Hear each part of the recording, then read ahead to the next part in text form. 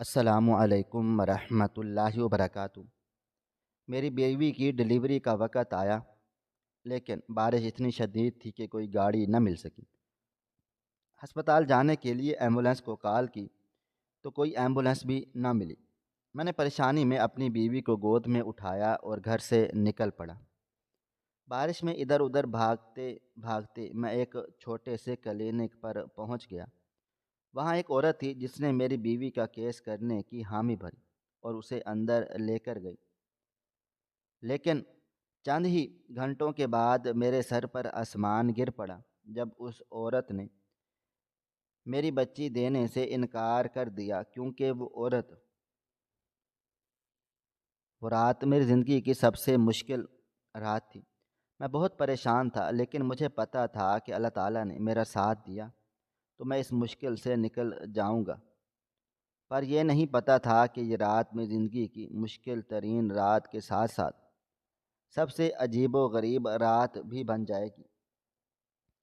میرے ساتھ ایسے ایسے واقعات پیش آئیں گے کیونکہ میں حیران رہ جاؤں گا، اور مجھے زندگی کا بہت بڑا سبق دے کر جائیں گے، کیونکہ وہ عورت میرے سامنے کھڑی تھی اور اس کے پاس میری قیمتی چیز تھی جو اس نے مجھ سے چھین لی تھی۔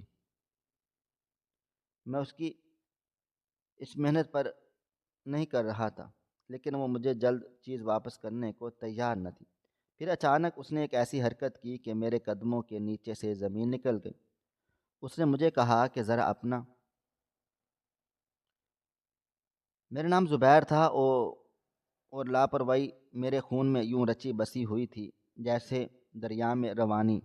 کسی نے مجھ سے پوچھا کہ زندگی کا سب سے بڑا مسئلہ کیا ہے، تو میں نے ہنستے ہوئے کہا کہ وقت کی کمی، اور پھر اس وقت کو برباد کرنے میں لگ گیا۔ میں ہر کام کو اسی کی اہمیت کے برخلاف اس وقت تک نہیں کرتا تھا جب تک وہ میرے سر پر سوار نہ ہو جائے۔ میری ماں کہتی تھی، بیٹا تمہاری یہ عادتیں تمہیں کہیں کا نہیں چھوڑیں گی، مگر میں ان باتوں کو ہوا میں اڑا دیتا تھا۔ کالج کے دنوں میں بھی ایسی ہی لاپرواہی نے مجھے کئی امتحانوں میں فیل کروا دیا، لیکن میرے اندر ندامت نام کی کوئی چیز نہیں تھی۔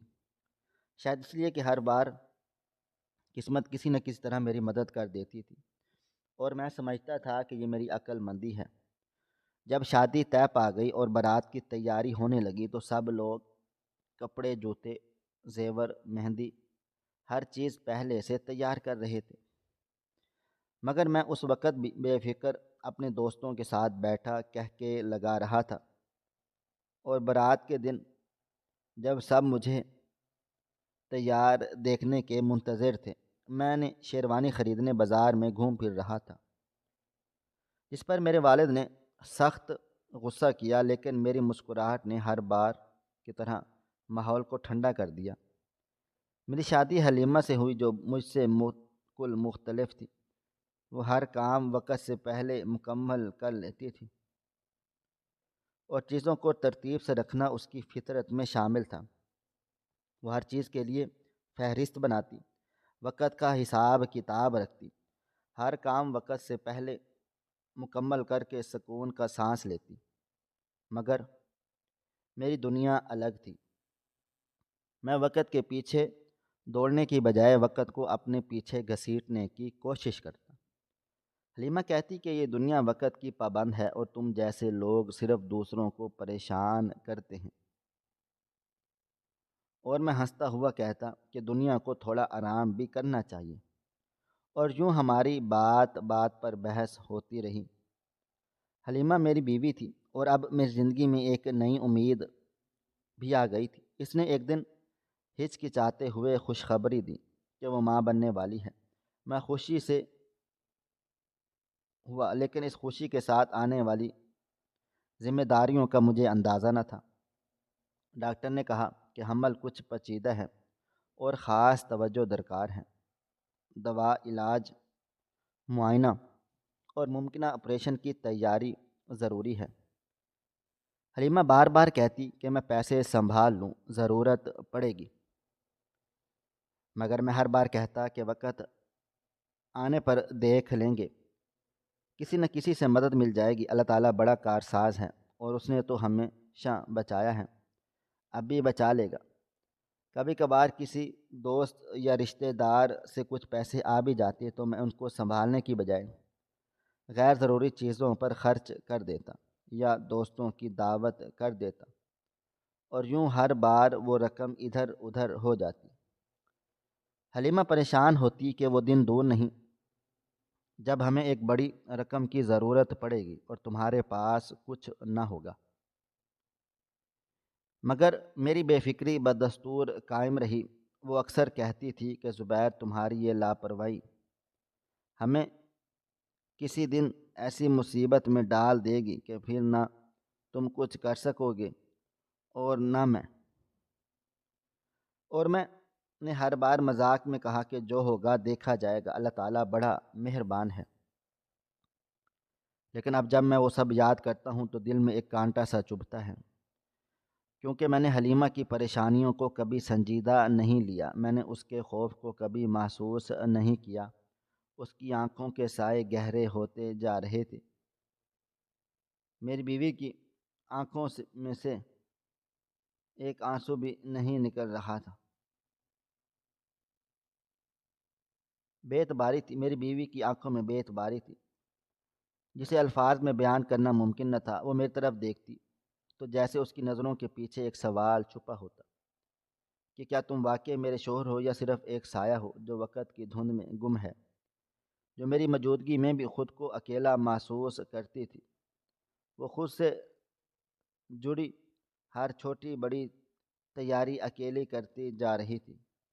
میں لاپرواہی کی اس حد تک پہنچ چکا تھا جہاں احساس بھی مجھے بوجھ لگنے لگتا ہے۔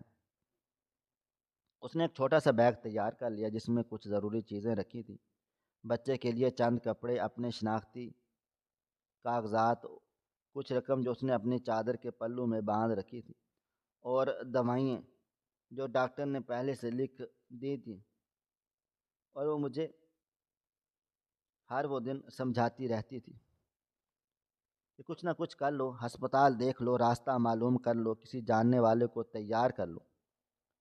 لیکن میں ہر بار اسے چپ کرا دیتا کہ ابھی وقت ہے، یہ سب بعد میں دیکھیں گے۔ اس دن کے بعد ایسا کچھ بھی نہیں ہوا، ابھی وقت ہے اور یہ بات بعد میں دیکھیں گے کہ ابھی وقت ہے۔ اس دن بھی کچھ ایسا ہی ہوا کہ ہم معمول کے مطابق اپنے اپنے انداز میں بحث و مباحثہ کر رہے تھے۔ وہ کہہ رہی تھی کہ میں کیوں اتنی بے فکری سے بیٹھا ہوا ہوں، میں اسے یقین دلا رہا تھا کہ ڈاکٹر نے خود کہا ہے ابھی 20 دن باقی ہیں، مگر وہ کہہ رہی تھی کہ کبھی کبھی وقت کچھ نہیں دیکھتا اور کچھ بھی اچانک ہو سکتا ہے۔ بحث بڑھ گئی اور میں چپ ہو گیا اور وہ بھی خاموش ہو کر اندر چلی گئی۔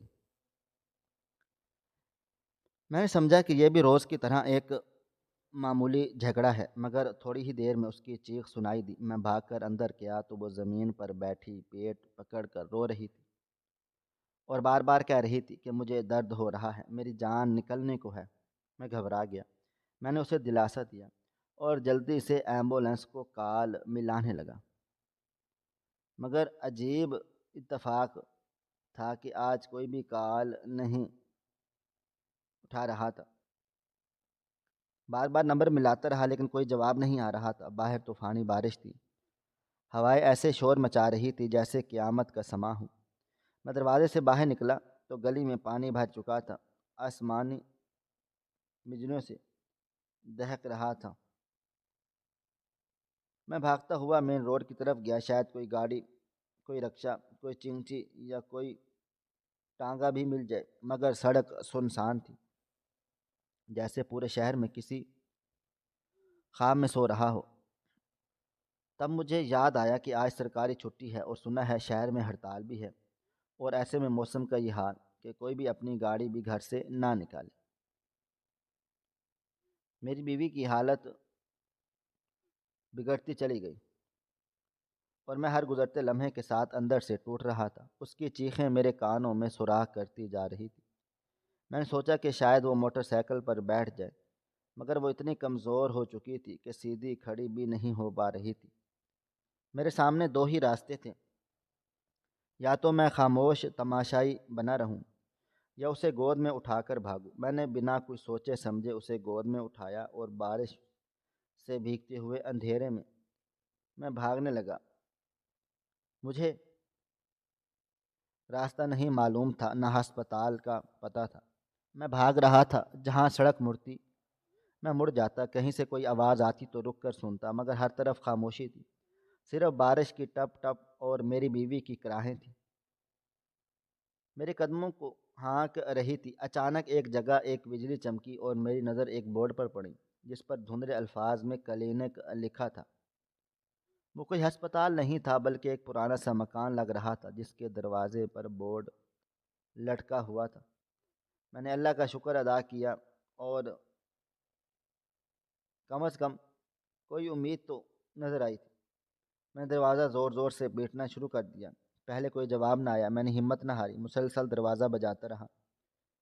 کچھ دیر کے بعد ایک درمیانی عمر کی عورت نے دروازہ کھولا۔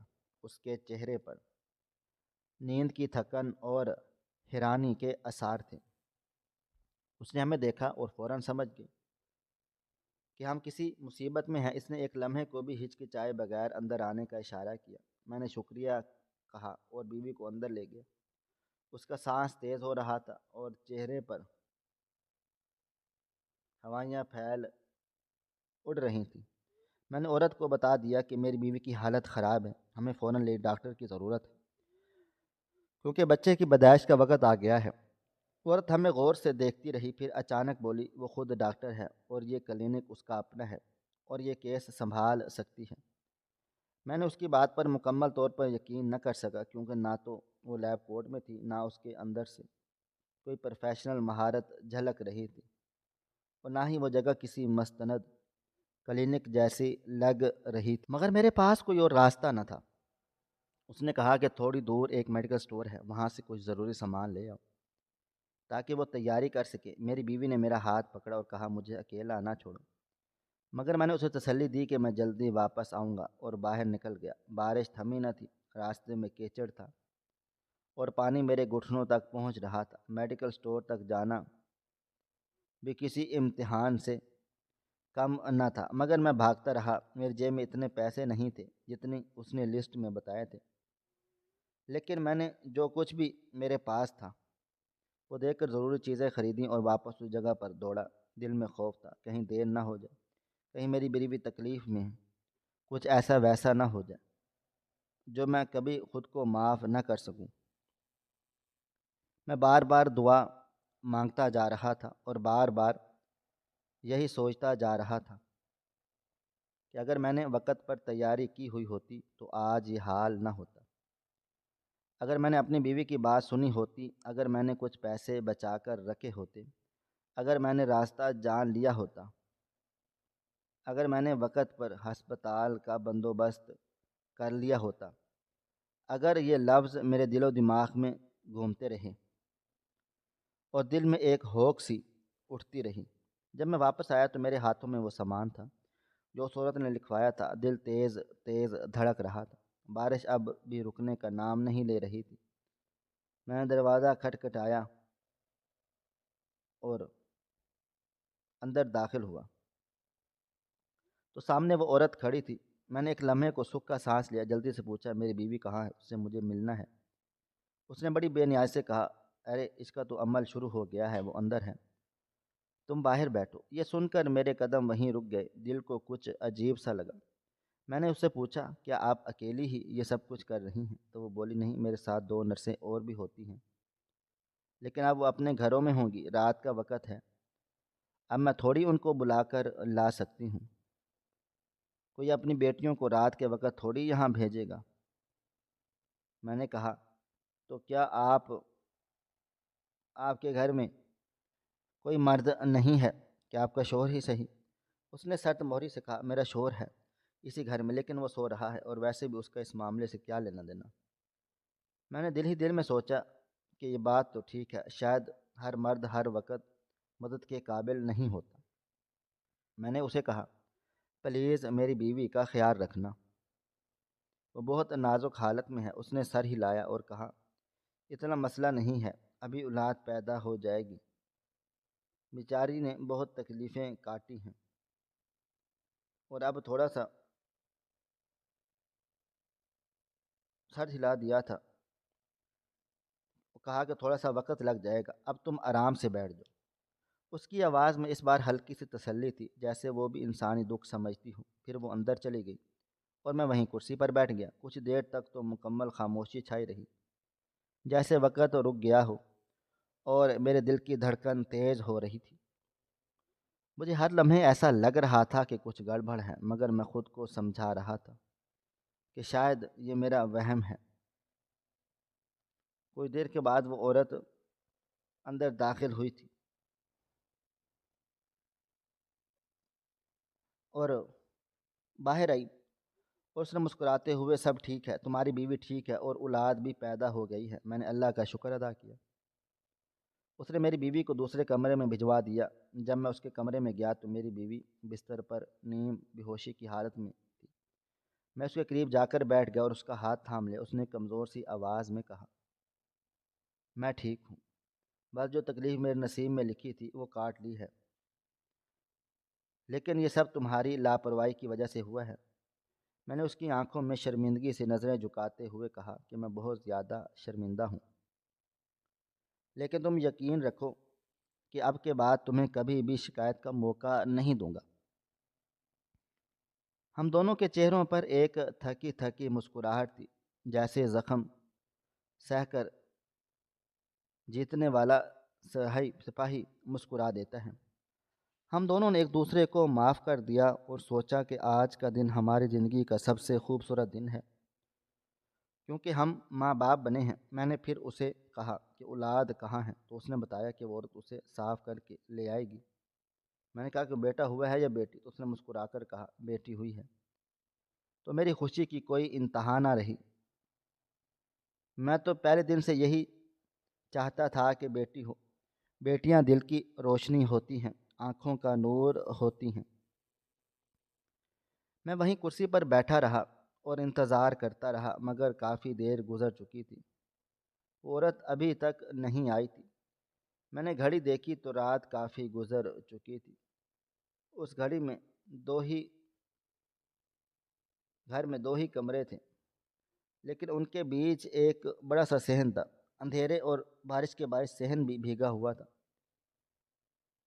میری بیوی کمزوری کی وجہ سے بستر سے اٹھنے کے قابل نہ تھی، تو میں نے کہا کہ میں ہی جا کر دیکھتا ہوں۔ میں اٹھا اور دروازے کی طرف بڑھ گیا۔ وہاں جا کر دستک دی، مگر کسی نے دروازہ نہیں کھولا۔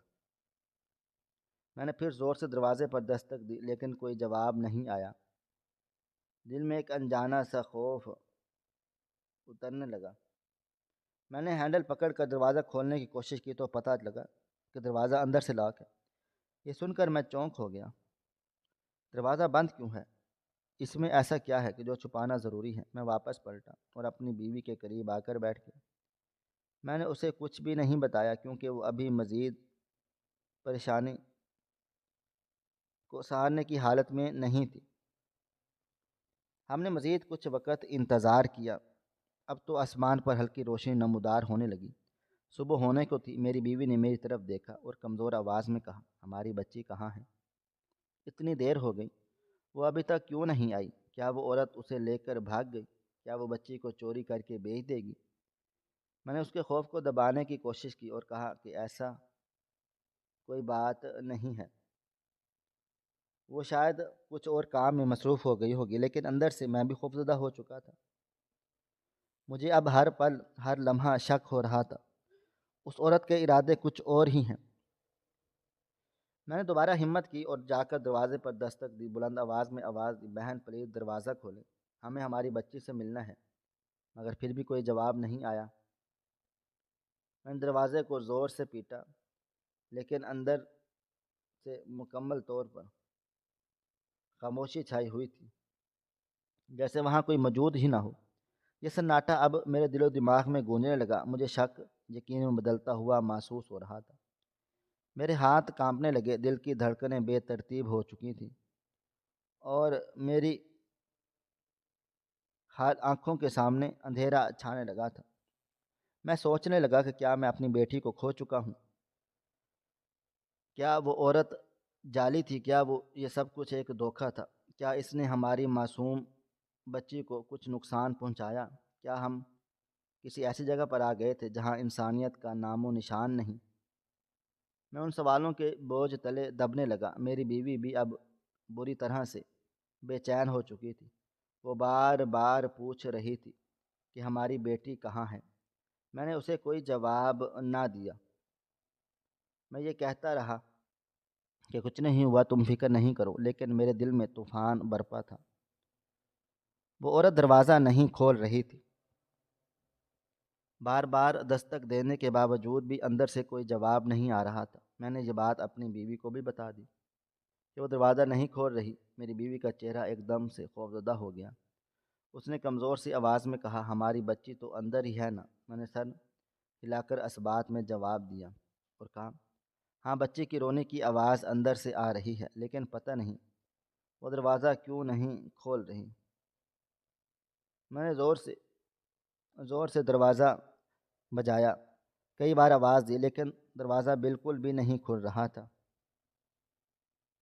میری بے چینی بڑھتی جا رہی تھی۔ دل کی دھڑکنیں بری طرح سے بے قابو ہو چکی تھیں، جیسے کسی طوفان سے پہلے کا لمحہ ہو۔ میری بیوی کا چہرہ زرد ہو چکا تھا۔ وہ بار بار اپنی آنکھوں کو بند کر کے کچھ پڑھنے کی کوشش کر رہی تھی، شاید دعائیں مانگ رہی تھی۔ صبح ہونے کو تھی، لیکن اس عورت کا کوئی اتا پتہ نہیں تھا۔ میں نے ایک بار پھر دروازے کی طرف جا کر کان لگایا تو اندر سے بچی کے رونے کی آواز مزید تیز ہو گئی۔ وہ معصوم ننھی جان بھوک یا سردی یا تکلیف سے بلک رہی تھی، لیکن دروازے کے پار مکمل خاموشی تھی، سوائے اس کے رونے کی۔ میں نے یاد کیا کہ اس عورت نے کہا تھا کہ اس کا شوہر اسی گھر میں ہے اور سو رہا ہے۔ میں نے سوچا اس کے شوہر سے مدد مانگتا ہوں، لیکن میں نے جب گھر کے ارد گرد کا جائزہ لیا تو کہیں بھی کسی مرد کے ہونے کا کوئی ثبوت نہ تھا۔ صرف دو ہی کمرے تھے، ایک کمرے میں ہم لوگ تھے اور دوسرے کمرے میں وہ عورت اور اب ہماری بیٹی۔ میں نے باقی گھر کا جائزہ لینا شروع کیا۔ جو منظر دیکھا وہ میرے پیروں تلے سے زمین کھسکا دینے کے لیے کافی تھا۔ گھر کے اندر جگہ جگہ گندگی پھیلی ہوئی تھی، فرش پر کیچڑ اور کچرا بکھرا ہوا تھا، فرنیچر بھی پرانا اور ٹوٹا پھوٹا تھا، دیواروں پر جگہ جگہ نمی اور سرانڈ کے نشانات تھے۔ گھر کی حالت ایسی تھی جیسے وہاں کئی سالوں سے کوئی صفائی نہ ہوئی ہو۔ میں نے سوچا کہ بارش کی وجہ سے ایسا ہو گیا ہوگا، ہو سکتا ہے، لیکن یہ بارش کی گندگی نہیں لگتی تھی، بلکہ ایک لمبے عرصے کی لاپرواہی اور بدحالی کا نتیجہ تھی۔ ہر طرف عجیب سی بو تھی جو دماغ میں چبھنے لگی۔ اب میرے دل میں خطرے کی گھنٹی زور زور سے بجنے لگ گئی تھی۔ میں نے فوراً باہر نکلنے کا فیصلہ کیا، دروازہ کھولا اور گلی میں نکل آیا۔ اب صبح ہو چکی تھی، لوگ اپنی دکانیں کھولنے لگے تھے، آسمان پر روشنی پھیل چکی تھی۔ میں نے ایک بزرگ بابا جی کو دیکھا جو دکان کے سامنے بیٹھے چائے پی رہے تھے۔ میں ان کے پاس گیا اور کہا، بابا جی ایک بات پوچھنی تھی۔ انہوں نے نظریں اٹھا کر میری طرف دیکھا۔ میں نے کہا، یہ ڈاکٹر صاحبہ یہاں رہتی ہیں، ان کے بارے میں کچھ جانتے ہیں؟ انہوں نے چونک کر کہا کہ ڈاکٹر صاحبہ تو بہت اچھے مہینے یہاں رہ رہی تھی، یا پھر جگہ چھوڑ دی، اب تو 2 سال بھی زیادہ ہو گئے وہ یہاں سے چلی گئی ہیں۔ میں نے حیرانگی سے کہا، کیا مطلب؟ وہ تو ابھی اندر ہی ہیں، میری بیوی نے ان کے ہاں بچی کو جنم دیا ہے۔ وہ ڈاکٹر صاحبہ تو کل رات سے ہمارے ساتھ ہیں۔ انہوں نے ہماری طرف دیکھا، کہا، بیٹا بات سنو، ڈاکٹر صاحبہ نے جگہ کرائے پر لی تھی اور کافی عرصہ استعمال کرتی رہیں، لیکن یہاں کے محلے دار بہت عجیب تھے اور اکثر ان کے ساتھ بدتمیزی کرتے تھے، اس لیے وہ بیچاری یہاں سے چلی گئی۔ بورڈ لگا ہوا ہے تو وہ کسی نے اتارنے کی زحمت نہیں کی، بس لگا رہ گیا۔ میں ایک لمحے کے لیے پتھر کا ہو گیا۔ مجھے اب مکمل یقین ہو چکا تھا کہ وہ عورت ڈاکٹر نہیں تھی۔ میرے منہ سے بے اختیار نکلا، پھر وہ عورت کون ہے؟ بابا جی نے تشویش سے پوچھا۔ کیا بات ہے بیٹا، کیوں پریشان ہو گئے ہو؟ تمہارے چہرے کا رنگ کیوں اڑ گیا؟ میں ابھی کچھ بول ہی رہا تھا کہ اتنے میں ایک اور آدمی وہاں آ گیا۔ ہماری باتیں سن کر کہنے لگا، تم اس عورت کی بات کر رہے ہو جو سامنے والے گھر میں ہے؟ وہ نجمہ ہے، پاگل سی عورت ہے، نفسیاتی مریضہ ہے، اکیلی رہتی ہے، اس کا کوئی رشتہ دار نہیں، یہاں پہ کئی لوگوں کو تنگ کر چکی ہے، کئی بار محلے والوں نے شکایت کی ہے۔ وہ بچوں کو چوری کرنے کی کوشش کرتی ہے لیکن ثبوت نہ ہونے کی وجہ سے پولیس کچھ بھی نہیں کر سکتی۔ میں نے گھبرا کر کہا کہ اس نے تو کل کہا تھا کہ اس کا شوہر اسی گھر میں ہے۔ اس آدمی نے افسوس سے سر ہلا کر کہا اس کا شوہر دنیا میں نہیں، اور اس نے اس کی قبر اپنے کمرے میں بنوا رکھی ہے۔ جب کوئی اس سے پوچھتا ہے کہ تم اکیلی ہو تو وہ کہتی ہے کہ میرا شوہر میرے ساتھ ہے۔ میں نے جیسے ہی یہ سنا تو میرے ہاتھوں میں چائے کا کپ گر کر ٹوٹ گیا، دل کی دھڑکنیں تھم سے گئیں۔ میں نے کہا میری بچی ابھی اسی کے پاس ہے، وہ اندر ہے، وہ دروازہ لاک کر لیا ہے، اب کیا ہوگا؟ بابا جی اور وہ آدمی دونوں ایک دوسرے کو دیکھ کر بولے اب ہمیں مل کر کچھ کرنا ہوگا، وہ عورت خطرناک لگتی ہے اور معصوم بچے کے لیے خطرہ ہو سکتا ہے۔ آدمی نے کہا میں اور دو بندوں کو بلاتا ہوں، ہم دروازہ کھلوا لیتے ہیں۔ بابا جی بولے پولیس کو بھی فون کر لو تاکہ اگر کچھ غیر قانونی ہو رہا ہوگا تو فوراً کارروائی ہو جائے گی۔ میں دوڑتا ہوا واپس گھر کی طرف آیا، ان دونوں کو ساتھ لے کر راستے میں میری سانس پھول رہی تھی اور دل بار بار میری بیوی اور بچی کی طرف لیے دعائیں کر رہا تھا، اور اس لیے مجھے یوں لگا کہ جیسے پوری دنیا کا سکون میری بچی کی ایک جھلک سے جڑا ہوں، جیسے میں نے کسی گہری کھائی کے کنارے کھڑا ہوں اور ایک معمولی سی لغزش مجھے ہمیشہ کے لیے پچھتاوے میں دھکیل سکتی ہے۔ جب ہم دروازے کے قریب پہنچے تو بچے کے رونے کی آواز اب بھی آ رہی تھی اور وہ آواز میرے دل کو کاٹ رہی تھی۔ بابا جی نے زور سے آواز دی بی بی دروازہ کھولو، تمہیں جو بھی بات کرنی ہے کر لو لیکن بچی واپس کر دو۔ میں اور وہ آدمی دروازہ بجا رہے تھے، میں بار بار اللہ کا نام لے رہا تھا اور دل ہی دل میں التجا کر رہا تھا، اے میرے مالک میری بچی کو سلامت رکھ۔ اور اب دروازہ کھلتا ہے یا نہیں، اس کے بعد کیا ہوا یہ سب میرے اختیار سے باہر ہوتا جا رہا تھا۔ فیصلہ یہ ہوا چونکہ ایک ایسی عورت کے گھر جانا ہے جو اکیلی رہتی ہے، اس کے ذہنی توازن پر شک ہے، اس لیے براہ راست اس کے گھر میں داخل ہونا مناسب نہیں، کیونکہ جو کچھ بھی اس نے کیا ہے وہ اس سے مکر جانے کی یا ممکن ہے کہ مزید کوئی نقصان پہنچا دے۔ اس کے لیے ضروری تھا کہ قانون کی مدد لی جائے اور اسی سارے معاملے کو قانونی طریقے سے حل کیا جائے، تاکہ اگر کل کو کوئی مسئلہ پیدا ہو تو ہمارے پاس ثبوت بھی ہوں اور بچی کی جان بھی محفوظ رہے۔ میں نے قریبی پولیس اسٹیشن جا کر ساری صورتحال بتائی۔ شروع میں تو وہ لوگ ہماری بات کو سن کر حیران ہوئے، پھر ایک افسر نے فوراً نچلے درجے کے عملے کو بلایا اور کہا لیڈی کانسٹیبل کو بھی ساتھ بھیجا جائے، کیونکہ عورت کے گھر میں جانا ہے اور ممکن ہے کہ وہ عورت مزاحمت کرے یا اس کی حالت مزید خراب ہو جائے۔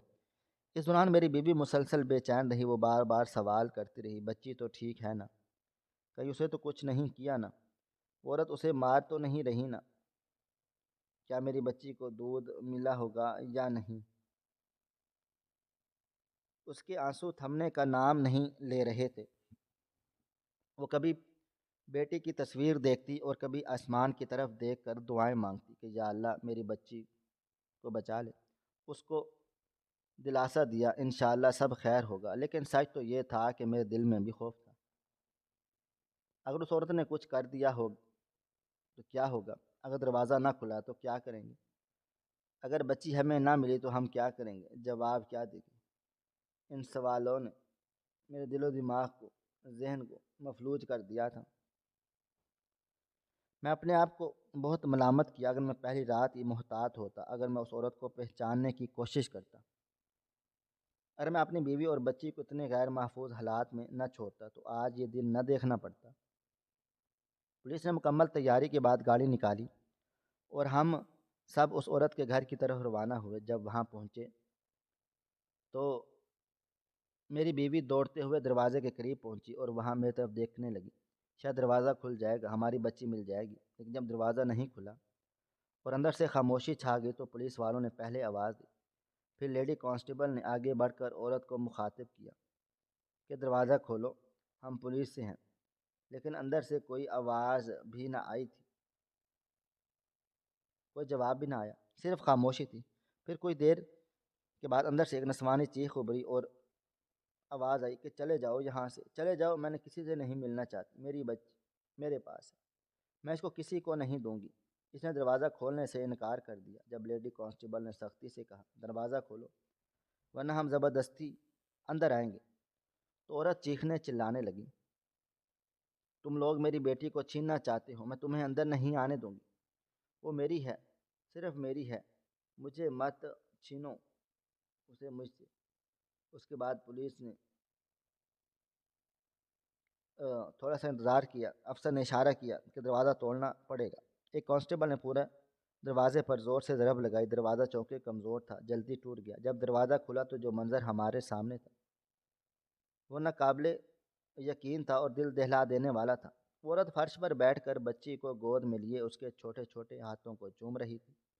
اس کے چہرے پر عجیب سا سکون تھا، جیسے برسوں بعد اسے کوئی خزانہ ملا ہو۔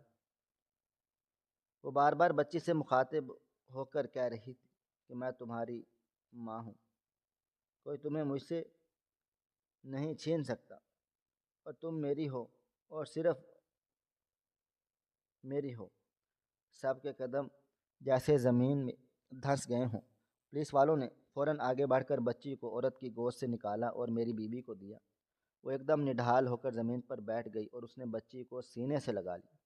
اس کی آنکھوں سے خوشی اور خون کے آنسو بہنے لگے، سکون کے۔ اس نے بار بار بچی کے چہرے کو چھوما اور شکریہ ادا کیا کہ وہ زندہ ہے، وہ سلامت ہے۔ لیکن اس عورت کا حال الگ ہی تھا، وہ اس طرح چیخنے چلانے لگی جیسے اس کی اپنی اولاد چھین لی گئی ہو۔ وہ بار بار چیخ چلا کر کہہ رہی تھی کہ میری بیٹی ہے، یہ میری ہے، میں اس کو کسی کے اور نہیں ہے، میں نے اس کو جنم دیا ہے، میں نے اسے پالا پوسا ہے۔ وہ پاگلوں کی طرح بال نوچ رہی تھی، دیوار سے سر مار رہی تھی، جیسے ساری دنیا اس کے خلاف ہو گئی ہو۔ پولیس نے اس کو قابو میں کیا اور پوچھا کہ تمہاری بیٹی کہاں ہے، تمہارا شوہر کہاں ہے؟ لیکن وہ کوئی تسلی بخش جواب نہیں دے سکی۔ وہ بس بار بار ایک ہی جملہ کہتی کہ میری بیٹی واپس دو مجھے، میری بیٹی واپس دو۔ اس کے چہرے پر درد تھا، آنکھوں میں آنسو تھے، لیکن اس کے الفاظ سن کر سب سمجھ گئے کہ وہ پاگل ہو چکی ہے، اس کا دماغی توازن ٹھیک نہیں رہا۔ محلے کے کچھ لوگ بھی اکٹھے ہو گئے تھے۔ ایک عورت نے بتایا کہ اس کا شوہر ایک حادثے میں مر گیا، اس کی گود میں 6 مہینے کی بچی تھی جو اسی حادثے میں مر گئی۔ تب سے یہ عورت پاگل ہو گئی ہے اور ہر چھوٹے بچے کو اپنا بچہ سمجھتی ہے۔ پہلے بھی ایک بار ایک بچے کو اٹھا کر لے گئی تھی، لیکن محلے والوں نے بچا لیا تھا۔ پولیس نے کہا کہ ایسے کیسز بہت کم ہیں۔ ہم این جی او اور دماغی علاج کے مراکز کو اطلاع دیتے ہیں کہ ان کا علاج ہو سکے۔ میں نے کہا کہ یہ عورت ہے بے شک خطرناک ہے، لیکن وہ دراصل بیمار ہے، اسے سزا نہیں بلکہ علاج کی اشد ضرورت ہے۔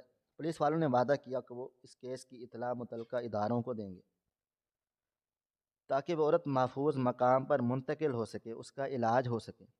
اس کے بعد ہم لوگ اپنی بیٹی اور اپنی بیوی کے ساتھ واپس گھر آئے۔ اس نے میرے ذہن میں ایک طوفان برپا کیا تھا، میں ساری رات سو نہیں سکا۔ میری بیوی بچی کے ساتھ لگ کر سو گئی، لیکن میں مسلسل سوچتا رہا اگر کچھ ہو جاتا تو کیا ہوتا، میری بیوی، میری بچی، میرا گھر، سب کچھ تباہ و برباد ہو جاتا اور اس کا ذمہ دار صرف میں ہوتا۔ میری لاپرواہی میں، میری جلد بازی میں، میری ناسمجھی آج مجھے زندگی کا سب سے بڑا سبق دے گئی تھی۔ اب میں نے دل میں تہیہ کیا کہ زندگی میں کبھی کوئی رسک نہیں لوں گا، اپنی بیوی اور بچی کو ہمیشہ محفوظ رکھوں گا اور کبھی ایسا موقع نہیں آنے دوں گا کہ مجھے شرمندہ ہونا پڑے۔ اس واقعے کے بعد میں بالکل بدل گیا تھا، میری سوچ، میری ترجیحات، میرا رویہ سب بدل گئے۔ میں نے بیوی سے وعدہ کیا کہ وہ دوبارہ مجھ سے کبھی شکایت نہیں کرے گی۔ میں اس وعدے پر ہمیشہ قائم رہا، کیونکہ مجھے معلوم ہو گیا تھا کہ زندگی اللہ تعالیٰ کی طرف سے ایک بہت بڑی نعمت، اور اس نعمت کی حفاظت ہمارا سب سے بڑا فرض ہے۔ یہ زندگی ایک سزا ہے، اس لیے نہیں کہ ہمیں سانس لینا نصیب ہے، بلکہ اس لیے کہ سانس کے ساتھ ایک نیا امتحان ہمارا منتظر ہوتا ہے۔ یہاں پہ یہ سوچنا سب کچھ ٹھیک ہے اور اب میں مزے سے زندگی گزارے گی، یہ سب بڑی بیوقوفی ہے، کیونکہ زندگی کبھی ایک ڈگر پر نہیں چلتی، زندگی کی اصل حقیقت وہ دکھ ہیں جو اچانک سے حملہ کرتے ہیں، وہ صدمہ جو کسی کے خوش لمحے کو نگل جاتا ہے۔ انسان اگر سچ میں جینا چاہتا ہے تو اسے ہر پل لڑنا ہے، جیسے جلد کے اندر انفیکشن کے خلاف سفید خلیے مسلسل جنگ میں ہوتے ہیں، ویسے ہی انسان کو بھی ہر لمحہ بیدار اور چکنا رہنا پڑتا ہے، کیونکہ دشمن صرف باہر نہیں اندر بھی ہوتا ہے۔ حالات صرف ظاہری نہیں اندرونی بھی ہوتے ہیں، جو انسان ہار مان جاتا ہے وہی انسان دراصل مر جاتا ہے، لیکن جو لڑتا رہتا ہے وہی اصل میں جیتتا ہے۔ جنگ وہی جیتتا ہے جو آخری سانس تک ہمت نہیں ہارتا، اور یہی زندگی کا سبق ہے کہ یہاں زندہ رہنے کے لیے زندہ دلی کے ساتھ مسلسل جدوجہد کرنا پڑتی ہے، ورنہ یہ دنیا اور اس کے لوگ کسی کو جینے نہیں دیتے۔ ناظرین، ہماری آج کی ویڈیو آپ کو پسند آئی ہو تو ویڈیو کو لائک کریں، شیئر کریں، اور اگر آپ نے ابھی تک ہمارے چینل کو سبسکرائب نہیں کیا تو پلیز چینل کو سبسکرائب کر لیں۔ شکریہ۔ اللہ حافظ۔